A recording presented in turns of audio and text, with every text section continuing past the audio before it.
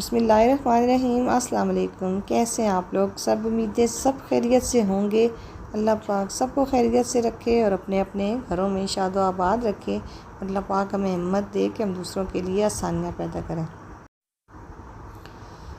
तो आपसे पूछना था कि आप लोगों की ईद कैसी गुज़री।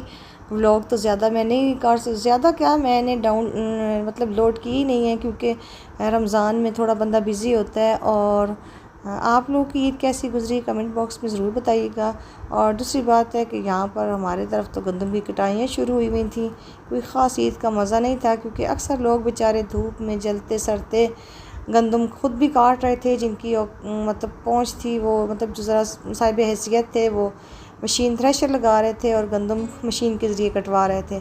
कुछ लोग जो हैं वो ख़ुद काट रहे थे सारा सारा दिन रमज़ान में भी, और धूप में वो गंदम अपने हाथ से कटाई कर रहे थे। इसलिए जो ज़मींदार लोग हैं उन बेचारों की ईद कोई ख़ास अच्छी नहीं गुज़री, क्योंकि उनको अपनी फसल समेटने का बहुत ज़्यादा मतलब टेंशन थी कि कहीं बारिश वगैरह ना हो जाए ना। तो इस वजह से वो ज़्यादातर फसल और खेतों में ही नज़र आई। यहाँ पर भी एक गंदम की हो रही है, कटाई हो रही है, और फिर साथ उसके अभी थ्रेशर लगी हुई है। तो मैंने कहा चले मैं आपको बता देती हूँ। सबसे बड़ी बात कि सबसे बड़ा ज़िम्मेदार लोगों का मसला होता है कि सबसे पहले गंदम की कटाई कैसे कराएं। खुदा खुदा करके जब गंदम की कटाई हो जाती है तो फिर उसके बाद सबसे बड़ा मसला बन जाता है कि अब इसकी जो गंदम के दाने निकालने का मसला होता है।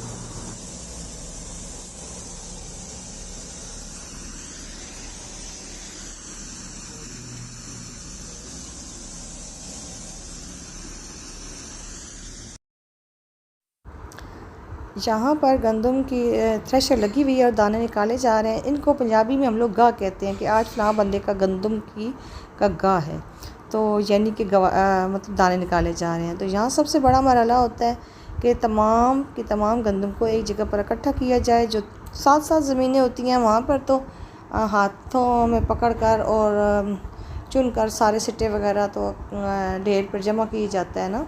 लेकिन जो दूर दूर होती हैं ज़मीनें, वहाँ से ट्राली पर लेकर आते हैं ताकि एक जगह पर सारा गाह हो जाए और दाने वगैरह संभाल लिए जाए। यहाँ पर थ्रेशर लगी हुई है, बेचारे मज़दूर लगे हुए हैं और बार बार जो अपनी बारी का इंतज़ार कर रहे हैं। यानी कि एक बंदे की ज़िम्मेदारी नहीं होती है, सारे बंदे मिलकर सारा काम करते हैं, क्योंकि एक बंदा ज़्यादातर थक जाता है ना।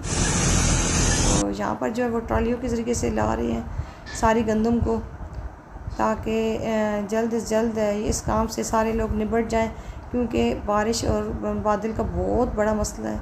और अगर इन दिनों में बारिश आ जाए तो सारी फसल जो है वो तबाह होने का डर होता है। और सबसे बड़ी बात है कि फसल जो है वो गंदम की फसल जो है वो काली होना शुरू हो जाती है।